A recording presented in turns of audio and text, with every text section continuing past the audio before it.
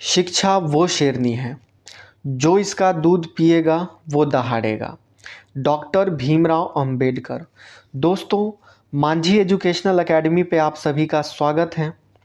आज 14 अप्रैल 2023 को बाबा साहब भीमराव अंबेडकर की 132वीं जयंती है और इसकी आप सभी को हार्दिक शुभकामनाएं। इस वीडियो के माध्यम से हम बाबा साहब से जुड़े कुछ इंटरेस्टिंग फैक्ट्स के बारे में जानने की कोशिश करेंगे। तो चलिए सबसे पहले बाबा साहब का जीवन परिचय देखते हैं। बाबा साहब भीमराव अंबेडकर का जन्म 14 अप्रैल 1891 को हुआ था, जो कि महू यानी कि मध्य प्रदेश में है। वर्तमान में यह अंबेडकर नगर के नाम से जाना जाता है। निर्माण। बाबा साहब की मृत्यु 6 दिसंबर 1956 को 65 वर्ष की आयु में हुई थी। इनके पिता का नाम रामजी मालोजी सकपाल था, जो कि ब्रिटिश सेना के सूबेदार थे। जिस वक्त बाबा साहब भीमराव अंबेडकर का जन्म हुआ था, उस समय इनके पिताजी रामजी सकपाल महू छावनी के सूबेदार पद पर कार्यरत थे। वैसे बाबा साहब भीमराव अंबेडकर मूल रूप से मराठी हैं। वे महाराष्ट्र के रत्नागिरी जिले के आंबवडेकर गांव से संबंध रखते हैं। इनके माता का नाम भीमाबाई सकपाल था। इन्होंने 1956 ईस्वी में अपना धर्म परिवर्तन किए थे। प्रारंभ में बाबा साहब भीमराव अंबेडकर हिंदू धर्म के महार जाति से संबंध रखते थे, परंतु जातिगत भेदभाव के कारण बाबा साहब भीमराव अंबेडकर ने 1956 ईस्वी में बौद्ध धर्म की दीक्षा ली थी। आगे बाबा साहब की शैक्षणिक पृष्ठभूमि के बारे में जानेंगे। Government high school Madhya Pradesh सतारा से बाबा साहब भीमराव अंबेडकर ने प्रारंभिक शिक्षा ली थी। उसके बाद वे सभी महाराष्ट्र आ गए थे और महाराष्ट्र में उन्होंने शासकीय हाई स्कूल से मैट्रिक की परीक्षा पास की थी। एलिफिंस्टन कॉलेज बॉम्बे से इंटरमीडिएट की परीक्षा पास की थी। मुंबई यूनिवर्सिटी से बीए की डिग्री ली थी तथा कोलंबिया विश्वविद्यालय से एमए, पीएचडी और एलएलबी जैसी डिग्रियां हासिल की थी। लंदन स्कूल ऑफ इकोनॉमिक्स से एमएससी और डीएएस की डिग्री ली थी। ग्रेज इन से बैरिस्टर एट लॉ की डिग्री ली थी। पेशा तथा व्यवसाय। बाबा साहब भीमराव अंबेडकर पेशे से वकील भी थे, प्रोफेसर भी थे, राजनीतिज्ञ, विधिवेता, अर्थशास्त्री, शिक्षाविद, दार्शनिक थे। लेखक, पत्रकार और संपादक भी रहे हैं, चित्रकार भी रहे हैं। बाबा साहब भीमराव अंबेडकर अक्सर महात्मा बुद्ध की चित्र और पेंटिंग्स बनाया करते थे। बाबा साहब भीमराव अंबेडकर समाजशास्त्री और मनोविज्ञानी भी रहे हैं।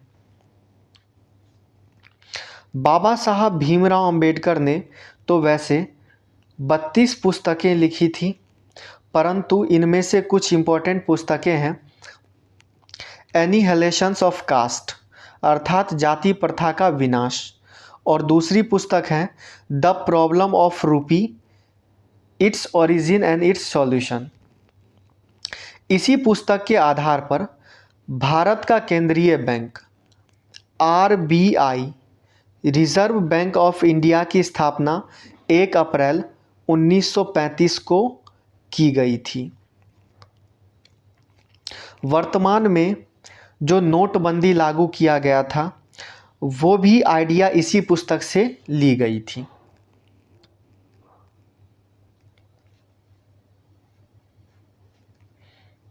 आगे है सम्मान और पुरस्कार। बाबा साहब भीमराव अंबेडकर को मरणोपरांत भारत रत्न 1990 में मिला था। Columbia head of their time 2004 में मिला था और द ग्रेटेस्ट इंडियन अवार्ड 2012 में मिला था, जो कि आउटलुक मैगजीन के द्वारा दी जाती है। आगे अब हम जानेंगे बाबा साहब भीमराव अंबेडकर से जुड़े कुछ रोचक तथ्य, कुछ इंटरेस्टिंग फैक्ट्स। तो चलिए शुरू करते हैं। हमारा फैक्ट नंबर 1 है, दक्षिणी एशिया का पहला व्यक्ति थे जो विदेश जाकर अर्थशास्त्र में पीएचडी किए थे। फैक्ट नंबर 2, बाबा साहब भीमराव अंबेडकर 64 विषयों के ज्ञाता थे। Fact number 3, London school of economics में 8 साल के कोर्स को मात्र 2 साल 3 महीने में पूरा कर लिए थे। इसके लिए 21 घंटे रोज पढ़ते थे। फैक्ट नंबर 4, दुनिया के पहले इंसान थे जिसने लंदन स्कूल ऑफ इकोनॉमिक्स से DAS की डिग्री ली थी। बहुत से टैलेंटेड स्टूडेंट अभी भी कोशिश कर रहे हैं लेकिन असफल हो जाते हैं। फैक्ट नंबर 5, लॉर्ड लिंगनिंथो और महात्मा गांधी, इनका मानना था कि अंबेडकर 500 ग्रेजुएट स्टूडेंट और हजारों स्कॉलर से अधिक ज्ञानी हैं। फैक्ट नंबर 6, ऑक्सफोर्ड यूनिवर्सिटी की ग्लोबल सर्वेक्षण के अनुसार पिछले 10,000 सालों से अभी तक की द मेकर्स ऑफ यूनिवर्स की 100 लोगों की सूची में चौथे स्थान पर बाबा साहब भीमराव अंबेडकर जी हैं। फैक्ट नंबर 7, बाबा साहब 3 व्यक्ति से प्रभावित थे, महात्मा बुद्ध, संत कबीरदास जी और महात्मा फूले। फैक्ट नंबर 5, बाबा साहब के साथ उसी दिन यानी कि 1956 में 8,50,000 लोगों ने बौद्ध धर्म की दीक्षा ली थी। यह विश्व की सबसे बड़ी परिवर्तन थी।